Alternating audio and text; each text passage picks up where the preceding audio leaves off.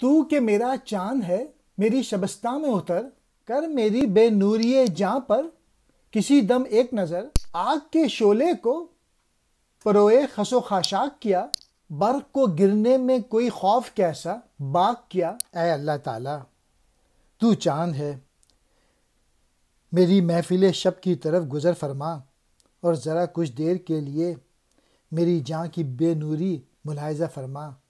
مطلب یہ کہ میری زندگی کی تاریک رات کو اپنے نور سے منور فرما دے۔ شعلے کو بھلا خوش تنکوں سے پرہیز یا دور رہنا کیوں یا کس لیے ہے؟ بجلی کو خرمن پر گرنے سے ڈر کیا ہے؟ خود کو خوش تنکے اور خرمن یا حاصل زندگی سے تشبیہ دی ہے اور خدا کے جلوے کو بجلی سے۔